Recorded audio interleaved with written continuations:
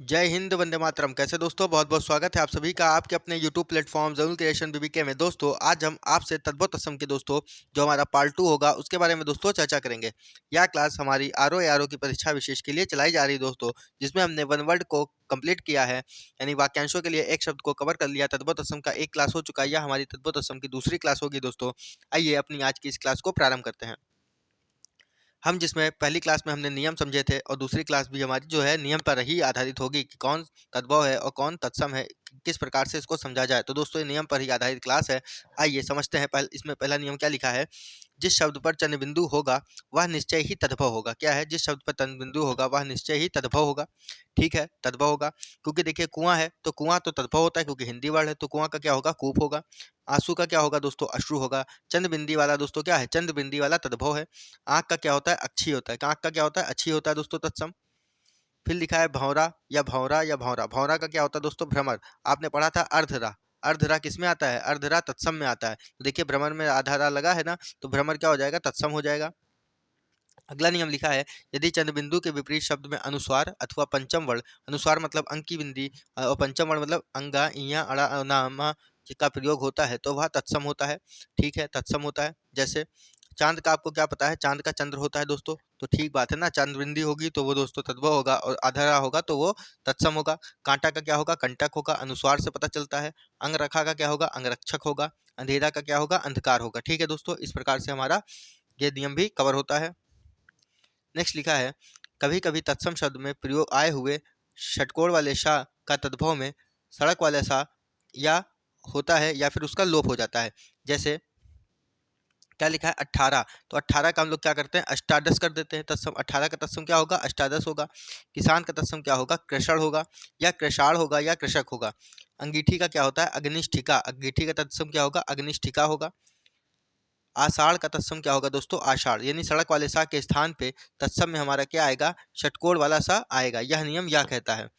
अगला लिखा है किशन। किशन का जो क्या होगा दोस्तों, कृष्ण हो जाएगा। किशन का क्या होगा, कृष्ण होगा। तो इसमें आपने क्या क्या पढ़ा दोस्तों, इसमें आपने पढ़ा 18 का अष्टादश होगा, किसान का कृषाण या कृषक होगा, अंगीठी का अग्निष्ठिका होगा, आषाढ़ का आषाढ़ होगा, किशन का कृष्ण होगा। यानी सड़क वाले सा के स्थान पे पेट शाह आ सकता है, और कहीं कहीं पे अगर नहीं भी है सड़क वाला सा तो उसके स्थान पर सा का लोप होगा, लेकिन उसके स्थान पर षटकोण वाला सा आ जाएगा। आइए अगले नियम को समझते हैं।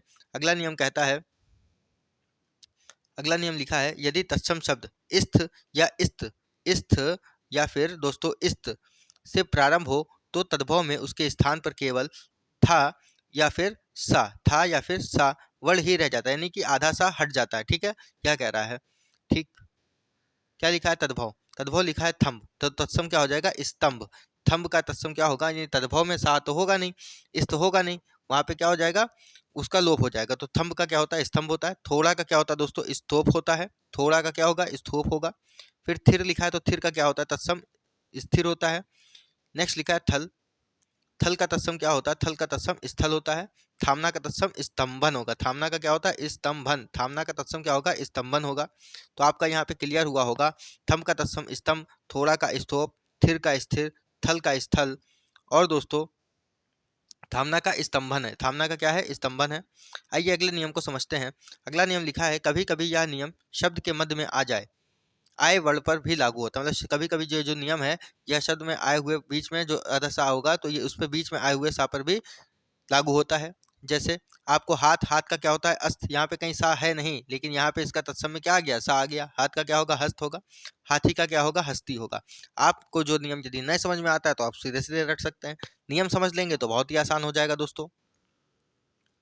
नेक्स्ट लिखा हुआ है, तत्सम शब्द था वर्ण से और तद्भव शब्द या वा वर्ण से या वा वर्ण से कभी कभी प्रारंभ नहीं होते, परंतु कुछ अपवाद मिल जाते हैं। मतलब जो तत्सम शब्द था से स्टार्ट नहीं होगा और तद्भव शब्द या और वा से स्टार्ट नहीं होगा, लेकिन कभी कभी इसके अपवाद जो है वह मिल जाते हैं। जैसे तद्भव में क्या लिखा है, यह, तो यह का तत्सम क्या होता है, यश। यह एश, यह का क्या होगा तत्सम, यह का तत्सम होगा एश। विछोह का तत्सम क्या होता है दोस्तों, विक्षोभ होता है। विछोह का तत्सम क्या होता है, विक्षोभ होता है। वह का तत्सम क्या होता है, असौ। वह का क्या होगा, असौ होगा। यह का एश हो गया, विछोह का विक्षोभ हो गया, वह का असौ हो गया दोस्तों।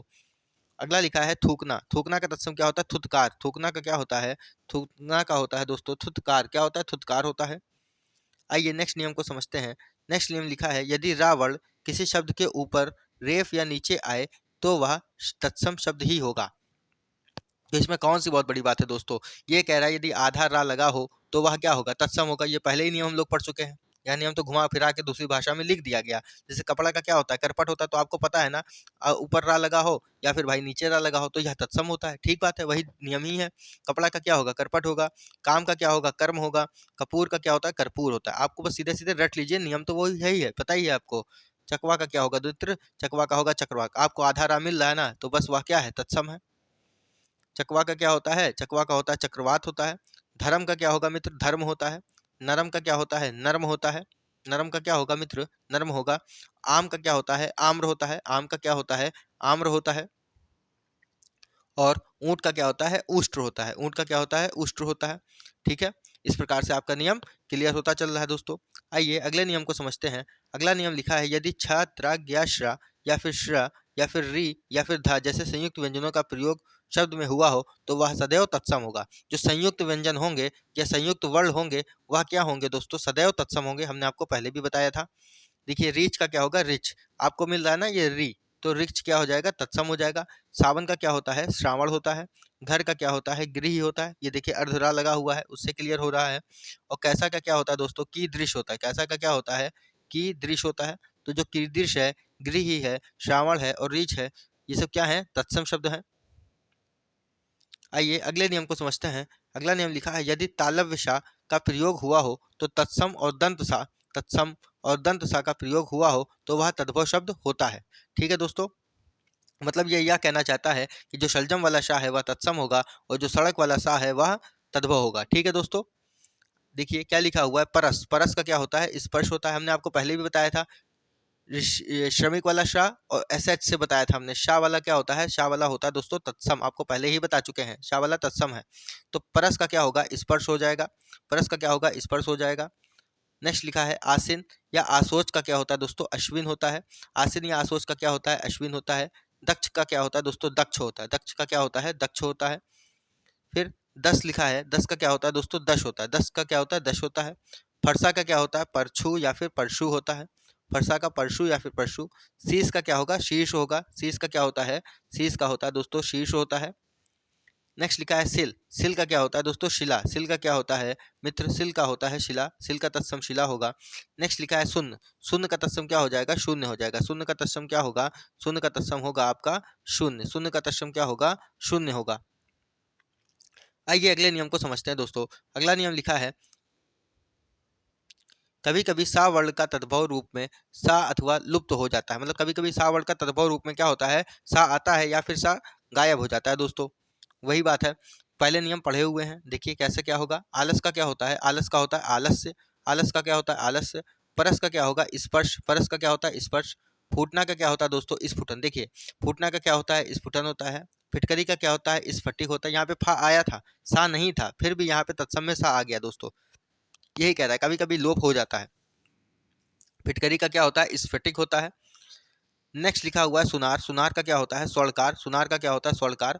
हड्डी का क्या होता है, अस्थि। हड्डी में कहीं सा नहीं आया लेकिन अस्थि में सा आ गया। हड्डी का क्या होता है, अस्थि होता है। उछाह का क्या होता है दोस्तों, उत्साह। उछाह का क्या होगा, तत्सम उत्साह होगा। आइए नेक्स्ट नियम को समझते हैं। नेक्स्ट नियम लिखा हुआ है आपका, अधिकांश आधे अधूरे एवं संयुक्त वर्णों का प्रयोग तत्सम शब्दों में ही होता है। जो संयुक्त वर्ण होता है, अभी हमने बताया संयुक्त वर्ण जो भी होगा वो तत्सम होगा। या फिर आधे अधूरे वर्ण किसमें होते हैं, तत्सम में होते हैं। जैसे पूछना। पूछना का क्या लिखा है, प्रच्छन। पूछना का क्या लिखा है, प्रच्छन। तो आपको अधूरे आधे अधूरे वर्ण मिल गए। उसको भी छोड़िए, आधे अधूरे वर्ण। री की मात्रा आधा रा लग गया ना, री की मात्रा लग गई ना, तो तत्सम है। आपका एक भी नियम क्लियर है तो आप उससे क्लियर कर सकते हैं दोस्तों। बांझ का क्या होता है, वंध होता है। हमने आपको पढ़ाया था बा के स्थान पे वाह हो जाता है, नहीं बंदर का वानर होता है, तो वाह क्या है, तत्सम है दोस्तों। तो बांझ का क्या हो जाएगा, वंध हो जाएगा। वंध क्या है, तत्सम है।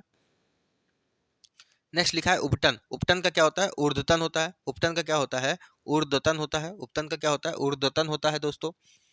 फिर नेक्स्ट लिखा है गागर। गागर का क्या हो जाएगा, गरगर। गागर का क्या होता है, गरगर होता है। ऊपर रा लगा है तो आप जान जाएंगे कि यह तत्सम है। नेक्स्ट लिखा है भतीजा। भतीजा का क्या होता है, भ्रातृव्य होता है। भतीजा का क्या होता है दोस्तों, भ्रातृव्य होता है। भतीजा का तत्सम क्या होगा, भ्रातव्य होगा। आइए नेक्स्ट नियम को समझते हैं। नेक्स्ट नियम लिखा हुआ है, यदि वा वर्ण से प्रारंभ हुआ हो, यदि कोई वर्ण वा वर्ण से प्रारंभ हुआ हो तो वह तत्सम और बा से प्रारंभ हुआ है तो वह तद्भव होगा। तो कौन सा इसमें नया नियम आ गया? वो पिछले वाले नियम की ही बात ही तोड़ घुमा के लिख दी गई है कि बा वर्ण तद्भव होता है और वाह वर्ण तत्सम होता है। आपको पढ़ा चुके हैं दोस्तों।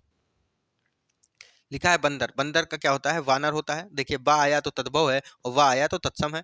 बहू का क्या होता है? वधू होता है। बकरा का क्या होगा? वर्कर होगा। बकरा का तत्सम क्या होगा? वर्कर होगा। नेक्स्ट लिखा हुआ है बसेरा, बसेरा का क्या होता है? वास गृह होता है। बसेरा का क्या होता है? वास गृह होता है। बसेरा का क्या होगा? वास गृह होगा। बच्चा का क्या होता है? बच्चा का होता है वत्स। बैन का क्या होता है दोस्तों? बैन का होता है वचन। बैन का मतलब क्या हो जाएगा? वचन। बैन वचन। नेक्स्ट लिखा है बौना, बौना का क्या होता है दोस्तों? वामन। बौना का क्या होता है? वामन। अति इंपॉर्टेंट प्रश्न है, इस पे स्टार लगा लीजिएगा, यह इंपॉर्टेंट है। बौना का क्या होता है दोस्तों? वामन होता है। कुछ अपवाद भी हैं। वा से क्या हो गया? तद्भव हो गया, जबकि बा से हो गया तत्सम। कुछ अपवाद है, अभी मैंने आपको बताया बा होता है तद्भव और वाह होता है तत्सम, लेकिन कुछ अपवाद हैं, उन अपवादों को क्लियर करना बहुत ही आवश्यक है। जैसे लिखा है बालू, तो बालू है दोस्तों तद्भव, वालू तो नहीं है, बालू है तद्भव। और बालू का क्या हो जाएगा? तत्सम, क्योंकि हमने आपको बताया था जो है बा होता है आपका तद्भव होता है बंदर, और वानर जो होता है तत्सम होता है, वाह तत्सम होता है। तो बालू का क्या हो जाएगा? बालू का हो जाएगा। बहरा, बहरा का क्या होता है? बहिर होता है। बहरा का क्या होता है? बहिर, मतलब बा इधर भी आ रहा है। बहरा का क्या होता है? बहिर होता है। वह का क्या होता है? असव होता है। वह का असव होता है। विछोह का क्या होगा? विक्षोभ होगा। विक्षोह का तत्सम क्या होता है? विक्षोभ होता है। बैल का तत्सम क्या होता है? बलिवर्ध होता है। बैल का क्या होता है? बैल का होता है बलिवर्ध। बैल का क्या होता है? बलिवर्ध होता है। नेक्स्ट लिखा है बेल, बेल का तत्सम क्या होता है? बिल्व। बेल का क्या होता है दोस्तों? बेल का तत्सम होता है बिल्व। बैल का बलिवर्ध, और बेल का बिल्व होता है। आइए नेक्स्ट नियम को समझते हैं। नेक्स्ट नियम लिखा हुआ है, तत्सम शब्दों में आए कुछ वर्णों का तद्भव में निम्नलिखित रूप से परिवर्तन होता है। जैसे छा या छा, चा छा, खा गा, जा जा, ये तरह। इस नियम को आप समझिए नहीं, आप डायरेक्ट इसका, क्योंकि ये नियम कठिन हो जाता है दोस्तों, आप इसके सीधे सीधे एग्जाम्पल को पढ़ सकते हैं। मतलब ये कहना चाह रहा था, वो पीछे से कई नियमों को इसमें सम्मिलित कर लिया गया। जैसे खा के स्थान पे दोस्तों आपका छा हो जाता है। आप एग्जाम्पल से बहुत बेहतर तरीके से समझ पाएंगे। जैसे लिखा है पंख, पंख का क्या हो जाता है? पक्ष होता है। खा की जगह पे क्या हो गया? देखिए छा आ गया। नंगा का क्या होता है? नग्न हो जाता है। नंगा का, पंख का होगा पक्ष, नंगा का हो जाएगा नग्न।